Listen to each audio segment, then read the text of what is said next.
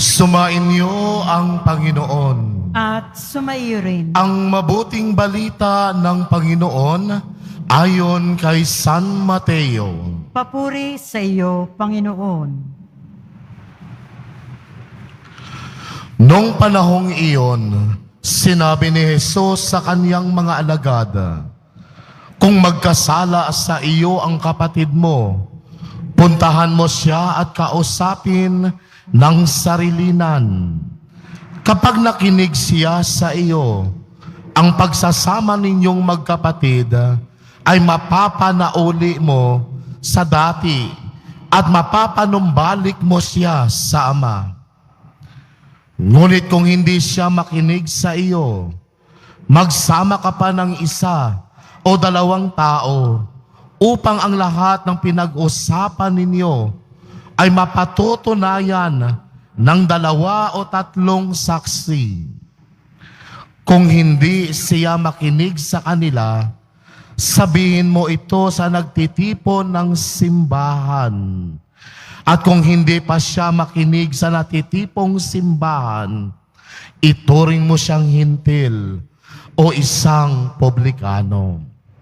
Sinasabi ko sa inyo, anumang ipagbawal ninyo sa lupa ay ipagbabawal sa langit. At anumang ipahintulot ninyo sa lupa ay ipahihintulot sa langit.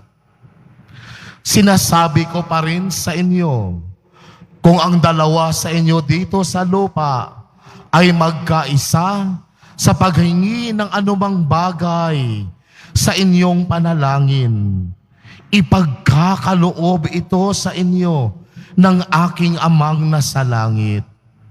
Sapagkat saan may 2 o 3 nagkakatipon dahil sa akin, naroon akong kasama nila."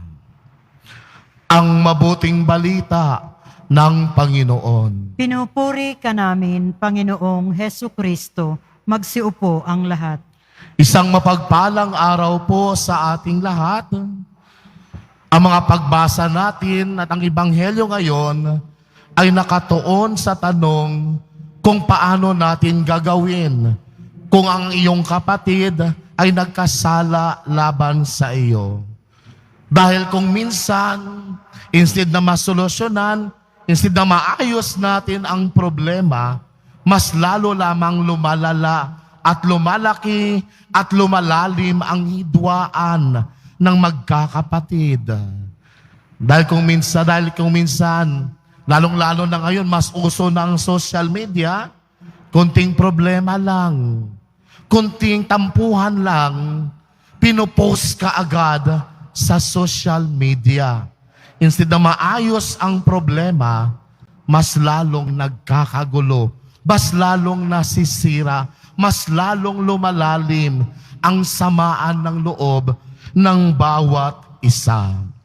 Kaya nga sa mga pagbasa natin ngayon, itinuturo sa atin ng ating Panginoong Diyos kung ano ang dapat nating gawin upang mapanumbalik muli ang ating relasyon sa ating kapatid na ating nakasamaan ng loob. Kaya nga mula sa sulat ni San Pablo sa mga taga-Romano, sinasabi sa atin ni San Pablo, sapagkat ang umiibig sa iba ay nakatutupad sa batas. Sinabi niya na ang lahat ng mga utos ay maaring buod sa isang kasabihang, ibigin mo ang iyong kapwa gaya ng iyong sarili. Kung mahal mo ang iyong kapwa, hindi ka magnanais ng ikakasasama ng iyong kapwa. Kung mahal mo ang iyong kapwa, ayaw mo rin gawa ng hindi maganda ang iyong kapwa, kagaya ng iyong pagmamahal sa iyong sarili. Kad ang konteksto ng pagtupad sa pagtutuwid sa mga kasalanan ay palaging nakabatay sa pag-ibig. Dapat nating ituwid ang ibang tao, hindi nakabatay sa ating pansariling emosyon lamang, kundi ito ay nakabatay sa pag-ibig na binibahagi sa atin ni Kristo. Kaya nga sa unang pagbasa natin mula sa aklat ni Ezekiel, tinalakay din ni Propeta Ezekiel ang tema ng pagtutuwid sa magkakapatid. At sinabi doon ni Propeta Ezekiel na tungkulin natin ang bawat isa. Tayo ay tinalagang bantay sa bawat isa. Ibig sabihin, nangangahulugan ito na kailangan natin minsan ituwid ang pagkakamali ng ating kapwa. Kung paano natin iligtas ang ating sarili mula sa bitag ng kasamaan at kasalanan, kailangan din natin ituwid ang ating kapwa. Kaya sabi ni Propeta Ezekiel, ito ay responsibilidad natin bilang mga Kristiyano. At hindi lamang ito magaan na responsibilidad, bagkus ito ay mabigat na responsibilidad. Bakit? Kung minsan ang tumutulong at tumutuwid sa iyong kapwa, yun pa mismo ang itinuturing na masama ng ibang tao. Di ba? Kung sino pang may concern sa iyong kapwa na ituwid ang kanyang pagkakamali, siya pa ang nagiging masama. Kaya sabi sa huling bahagi ng pagbasa sa aklat ni Propeta Ezekiel, sinabi doon, kapag namatay ang iyong kapwa at namuhay siya sa kasalanan, pananagutin kita dahil sa kasalanan ng iyong kapwa. Ibig sabihin, may responsibilidad ka dapat itama yung pagkakamali ng iyong kapwa. Gaya ng responsibilidad ng isang magulang sa kanyang anak. Responsibilidad ng isang magulang na habang bata pa, ituwid nila ang pagkakamali ng kanilang anak. Kasi kapag matanda na ang anak, ang bata, mahirap na itong ituwid. Kaya kung minsan, marami sa mga magulang lumalapit sa mga pari, Father, ang sakit, ang sama sa pakiramdam ko. Hindi na ako nirerespeto ng aking mga anak. Sino may kasalanan doon? Walang kasalanan ang Diyos doon. Walang kasalanan ng ibang tao doon. Ang may kasalanan doon, ikaw na magulang. Dahil bata pa lang, hindi mo itinutuwid yung pagkakamali ng iyong anak. Kadalasan ang ginagawa ng mga magulang, alam na ng magulang na masama ang ginagawa ng kanilang anak. Yung mga magulang naman, hinahayaan lamang. Kinokonsenti palagi nila ang ginagawa ng kanilang anak na hindi maganda. O ngayon, lumalaki na, hindi ka na respeto, hindi na magsama ng ugali ng iyong anak. Kaninong kasalanan yan? Kasalanan mo yan. Dahil bata pa lamang, pinabayaan mo, kinokonsenti mo, hindi mo itinutuwid ang pagkakamali ng iyong anak. Damay pananagutan ang magulang na ituwid at itama ang pagkakamali ng kanilang anak. May pananagutan ang mga magulang na dapat ayusin ang kanilang anak sa tamang landas patungo sa Diyos at ilayo sa paggawa ng kasalanan. Ganon din sa mga kaparian. Responsibilidad ng mga kaparian na ituwid ang pagkakamali ng naliligaw nilang mga parokyano. Ganon din sa ating mga kaibigan, mga office mate natin. Alam natin na gumagawa na ng kalukuhan ang katrabaho natin. kailangan mo nang ituwid sa gamit ang landas na gamit ng ating Panginoon. Gamitin natin ang tamang pagtutuwid sa pamamagitan ng pagtuwid gamit ang pag-ibig na ginamit ni Kristo.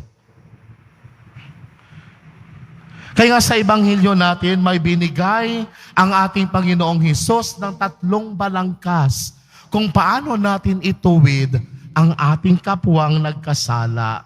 Una, sinabi ng ating Panginoon, kung ang iyong kapatid ay nagkasala laban sa iyo, pumunta ka at sabihin sa kanya ang kaniyang kasalanan sa pagitan mo at siya lamang. Ibig sabihin, kayong dalawa lamang. Mag-usap muna kayong dalawa. Baka magawan pa ng paraan. Baka magkaayos pa ang problema. Bago ka pumunta sa ibang tao, mag-usap muna kayong dalawa. Baka maayos pa ang mga gusot, ang mga problema, ang hindi pagkakaunawaan. Pero sa amin ng ating Panginoon, kapag hindi pa maayos ninyong dalawa, pumunta tayo sa ikalawang hakbang. Sabi ng ating Panginoon, kung hindi siya makinig, magsama ka ng isa o dalawa upang ang bawat katotohanan ay maitatag sa patutuon ng 2 o 3 saksi. Maghanap tayo ng saksi, ng witness.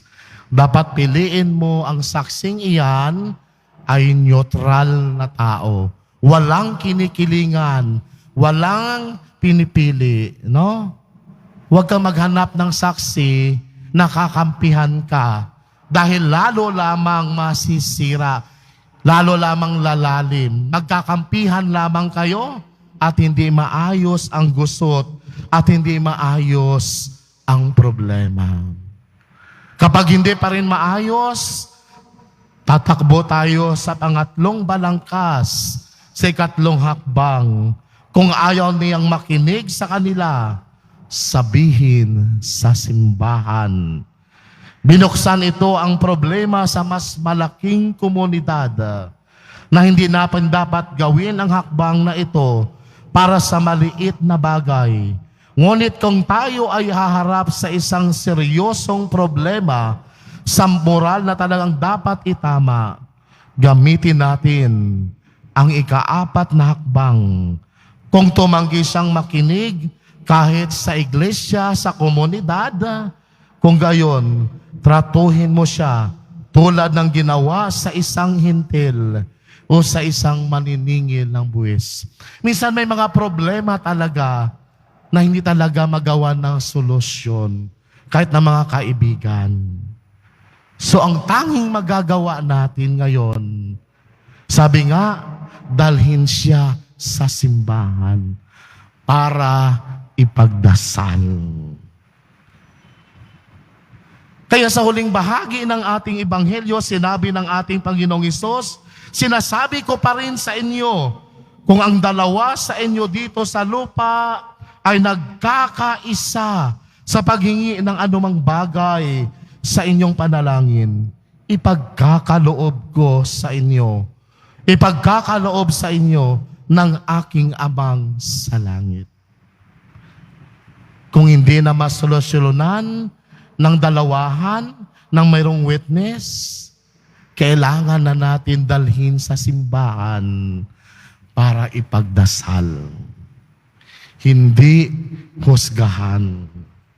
Hindi maliitin ang bawat isa, kundi ipagdasal natin lahat. Magtulungan tayong magdasal.